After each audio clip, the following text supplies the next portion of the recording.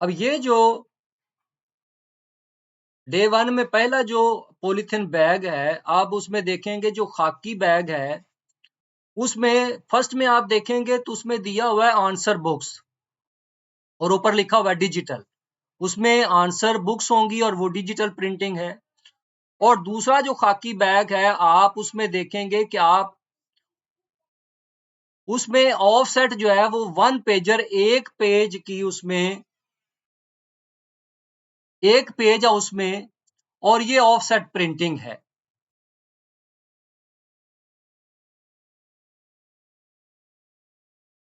इसी तरह से जब डे 1 में ही आप दूसरा पॉलीथिन बैग खोलेंगे तो उसमें आप देखेंगे कि एक बैग में दिया हुआ है बैकग्राउंड क्वेश्चनियर्स, ऑफसेट हैं।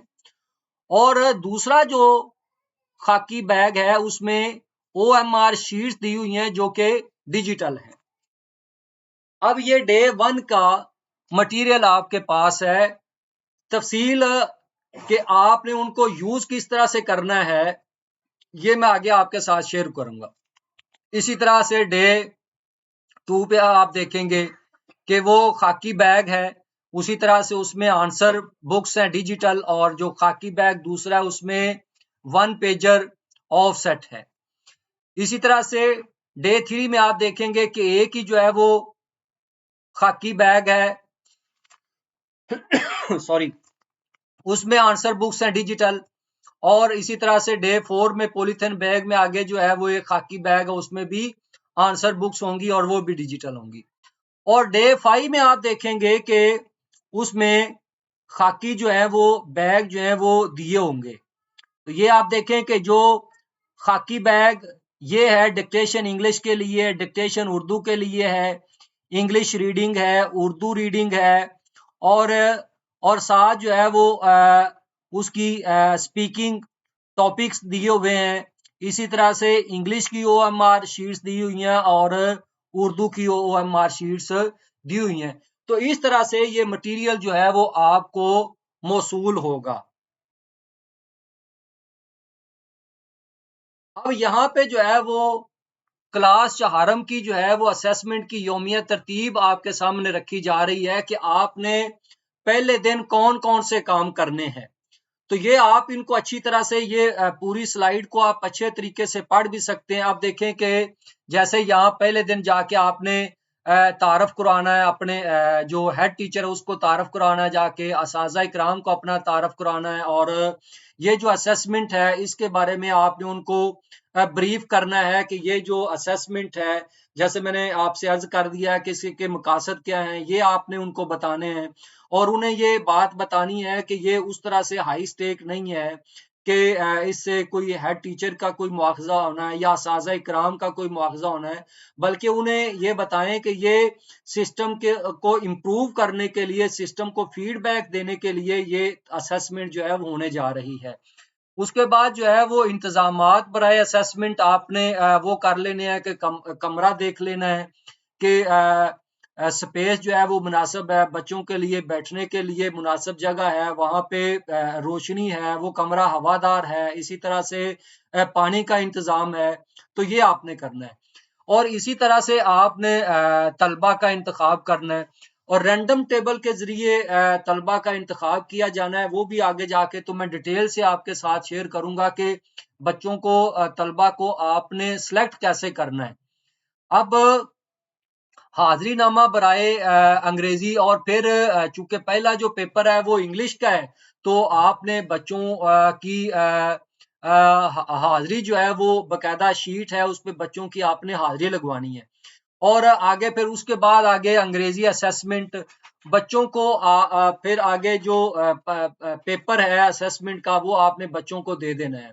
और ये आगे पेपर के साथ आगे पेंसिल और ये चीजें लिखी हुई हैं। स्टेशनरी जो है बकायदा तौर पे आपको पंजाब एग्जामिनेशन कमीशन की जानब से प्रोवाइड किए जाना है। एक पाउच जो बकायदा प्रिंटेड है वो आपको प्रोवाइड किया जाना है, वो आपने बच्चों को दे देना है वो पाउच, ताकि बच्चे जो है उस स्टेशनरी को इस्तेमाल करें।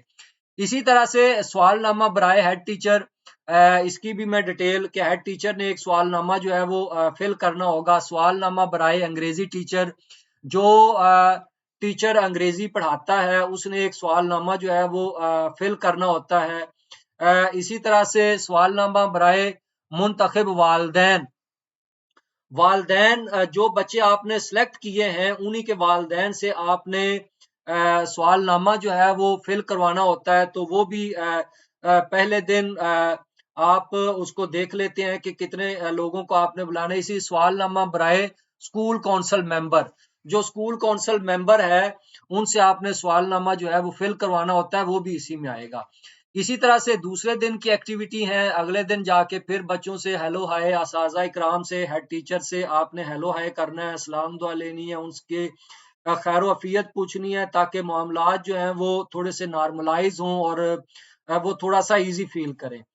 फिर उसके बाद आगे इंतजामात को आपने देखना है, फिर आपने बच्चों की हाजिरी लेनी है और फिर उसके बाद आगे उर्दू की असेसमेंट है, सवालनामा बराए उर्दू टीचर, सवालनामा बराए मुंतखब तलबा व वालदैन। आपने जो बच्चे सिलेक्ट कर लिए हैं उन बच्चों ने भी सवालनामा जो है वो पुर करना होता है। तो आप कोशिश करें कि वालदैन 4 से 5 वालदैन अगर आप दूसरे दिन मंगवा लें, तो इसी तरह से सवालनामा बराए स्कूल कौंसल, इसी तरह से स्कूल कौंसल एक ही मेंबर से आपने वो सवालनामा जो है वो फिल करवाना होता है, तो आप उसको कोशिश करें कि दूसरे दिन करवा लें। इसी तरह से तीसरे दिन आप देखेंगे तो इंतजामी जायजा बराए असेसमेंट, वही आपने देख लेना है कि जो इंतजामात वो ठीक है। दोबारा से चीज़ों को चेक कर लें, हाजिरीनामा बराए रियाजी, और इसी तरह से रियाजी की असेसमेंट है, रियाजी टीचर जो टीचर है उसका सवालनामा है, और जो बच्चे हैं और वालदैन 4 से 5 आप उनका सवालनामा फिल करें। इसी तरह से चौथे दिन की एक्टिविटी है और पांचवें दिन की एक्टिविटी। अब जो पांचवें दिन की एक्टिविटी है ये इंतहाई तवज्जो तलब है।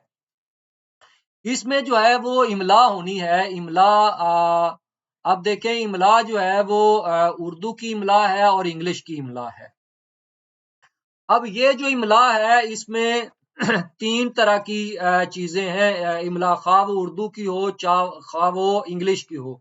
अब पहला तो ये है कि मुश्किल अल्फाज जो हैं वो लिखाए जाएंगे कि और ये भी बात ज़हन में रखें कि ये जो इमला है ये बच्चों को पढ़ाने वाला जो टीचर है वो लिखवाएगा, ताकि बच्चों का जो उनका तलफ़ुज़ है, जो उनका लहजा है, यो जो प्रोनाउंसिएशन जो बच्चे समझते हैं, वो अपने टीचर को अच्छे तरीके से समझते हैं। तो उनका अपना टीचर जो है वो बच्चों को इमला करवाएगा। अगर उर्दू की है तो उर्दू का टीचर, और इंग्लिश की है तो इंग्लिश का टीचर जो है वो उनको डिक्टेशन करवाएगा। अब डिक्टेशन में जो 3 तरह की जो है वो चीज़ें होंगी, इमला 3 तरह की। पहला तो ये है कि मुश्किल अल्फाज, कि टीचर जो है वो मुश्किल अल्फाज वो बोलेगा और बच्चे उसको लिखेंगे। दूसरा ये है कि मुकम्मल सेंटेंस जो है वो बच्चा जो है वो लिखेगा, कि टीचर जो है वो मुकम्मल जुमला बोले और बच्चा जो है उसने वो मुकम्मल जुमला जो है वो लिखना होगा। और तीसरा ये है कि बच्चे के पास जुमला तो होगा, सेंटेंस तो होगा, लेकिन उसमें कहीं स्पेस जो है वो कोई वर्ड जो है ना वो खाली होगा। तो टीचर जब जुमला बोलेगा तो बच्चा जो है वो सुनने के बाद देखेगा कि इसमें से कौन सा वर्ड या कौन सा लफ्ज जो मिसिंग है वो वहां पे लिख देगा। तो इस तरह से ये इमला में, डिक्टेशन में 3 तरह का तरीकाकार जो है वो इख्तियार किया जाएगा। और उसके बाद जो है वो पैराग्राफ की रीडिंग है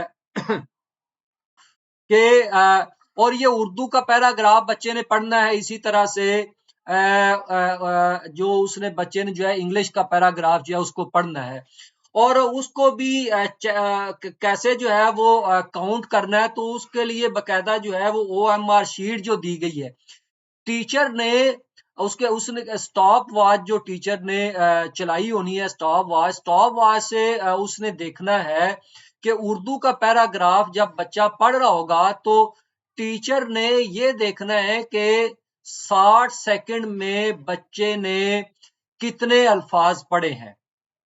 एक तो 60 सेकंड में बच्चे ने कितने अल्फाज उस पैराग्राफ में से पढ़े हैं। ये उर्दू के भी इसी तरह से देखने हैं और इंग्लिश के भी इसी तरह से। इसी तरह उसने